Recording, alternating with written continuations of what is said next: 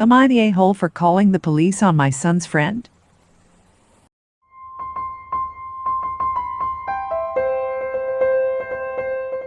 My son, Brian 13, has a friend, Tom 13, who I really dislike. To put it in the gentlest possible terms, Tom has never been disciplined a single day in his life, and is under the impression that there are, and never will be, any consequences for his actions. However, since Brian is on the spectrum, very few other children want to hang out with him. I have tried to tell him that Tom is using him for his Nintendo Switch, but he is unable to process that. Every time Tom comes over, he'll hog the Switch to play one of the games, oftentimes a single-player game. Over the weekend, Tom came over for a sleepover. As usual, he raced right up to Brian's room, turned on the game, and sat there for hours. He played until 3 a.m. on Sunday morning, and then he woke up at 10 a.m., and without joining us for breakfast, started playing more. At around 12, Brian had reached his limit and told Tom that it was time to go home. He was tuned out completely. Brian then came to me asking what he should do, and I told him to be more assertive. An hour later, he came back, basically in tears, saying that no matter what he said, Tom was just ignoring him, or giving him short a little more answers. I walked in to find Tom, as usual, mouth breathing at the screen. I told him I had to drive him home, and Tom responded that he'd walk, it's like 2 miles. Then I told him that he had to go home, and the kid legitimately looked me in the eye and said, "No, I don't think I will." He actually tried to pull off the Captain America line. I then called his mother, who didn't pick up. Finally, I unplugged the machine from the wall, causing his game to turn off, but he attached the controller to the handheld part, and sat on Brian's beanbag chair, again impervious to anything we said. At my limit, I went into the other room, and called the police. Since we live in a small town, the police officer, a good friend of ours, came right over. He walked up to Tom, and said that there had been complaints of trespassing, which Tom responded to by saying he was invited. The officer looked at me, and I assured him that we had asked him to go home. Then the officer asked if he wanted to be charged with misdemeanor trespassing. Tom finally got his act together, and was taken home by the police, but on his way out I told him that he was never going to step foot in my house again.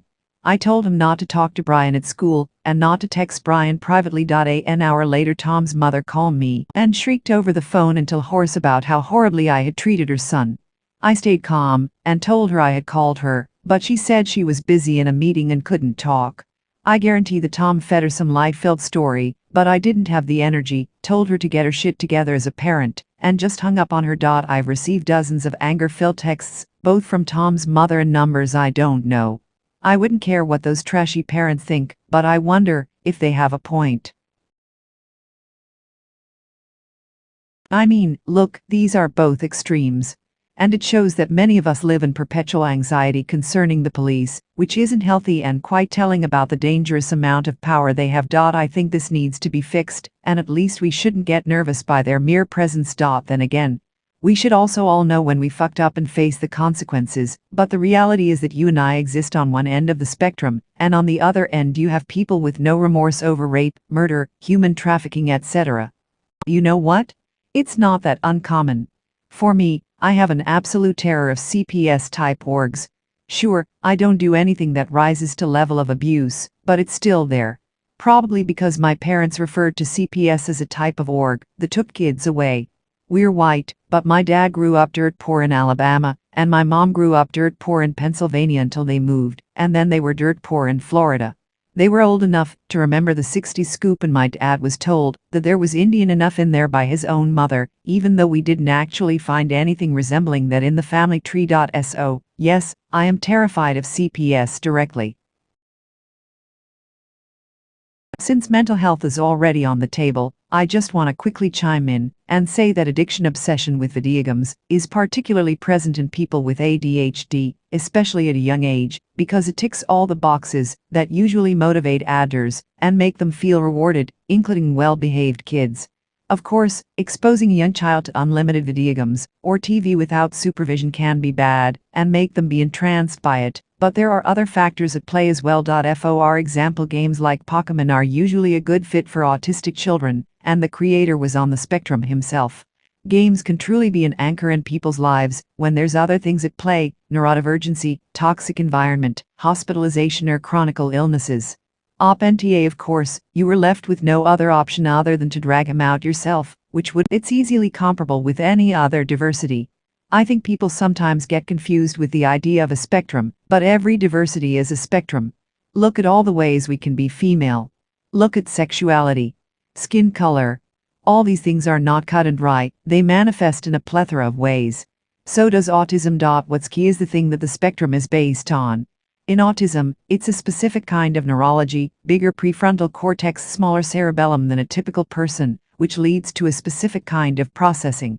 Much like autism, neurotypical people also appear on a spectrum and process in their specific way. I'm autistic, and also research autism, so it's hard to keep my trap shut when the discussion is even remotely relevant. Agreed, and I think that's the main point here. It's a small town and she knew the officer, so the chances of it escalating, where it shouldn't, probably wasn't an issue. It's not like she called 911 in the middle of nick for someone breaking and entering. What other option was there really? NTA, and I hope your son finds friends that will not take advantage of him.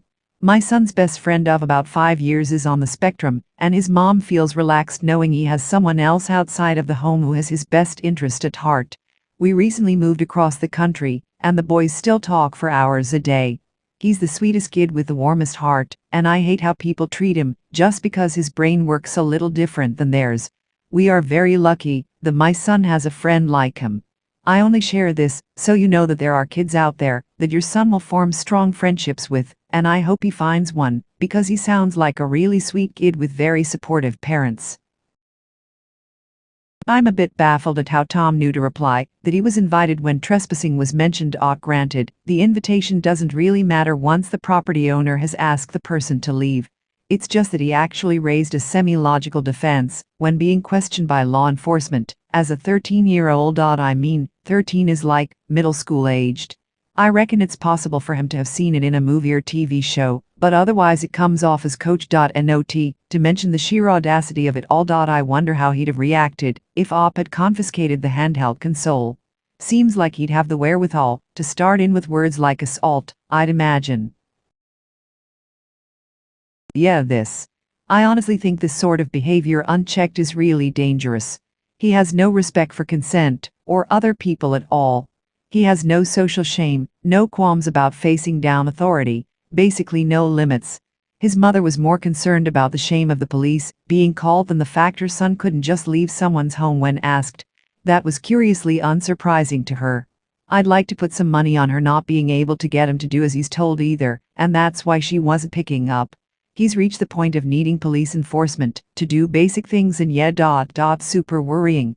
Also, where do these parents find their flying monkeys?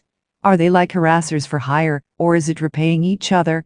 So you say that as usual Tom raced right for the switch, played until 3 a.m., woke up and continued playing. Did he ever spend a single minute with Brian?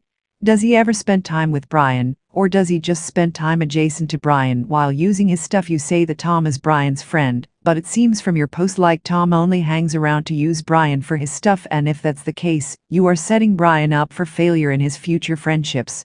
You are teaching him that the way Tom treats him is okay, that a true friend is someone who uses you for what you offer them, and that his friends don't have to listen to his boundaries. I have to vote AITA. You could have prevented this entire situation from happening in 20 ways before it escalated to this. You could have put the switch away before Tom came over. You could have taken the switch away before bedtime. You could have been the one to tell Tom the sleepover was over, instead of letting Brian be reduced to tears after an hour of begging Tom. You could have taken Tom home yourself. I'm glad you finally put the kibosh on Tom and Brian hanging out, but you should have been doing a heck of a lot more than you already were before you got to the point of having to call the cops on a 13-year-old. I don't think the above poster understands what it's like to have a child on the spectrum. Like I said, Tom is using Brian for his switch, but Brian legitimately believes they're friends, or at least he did until Sunday. He wants to be friends with people, and wants to give them the benefit of the doubt, so I have to weigh the decision of telling him that his only friend actually doesn't like him carefully. Tom hasn't caused drama as bad as he did on Sunday. It's usually smaller incidents that leave Brian feeling bad, but Tom coming back to try and repair things.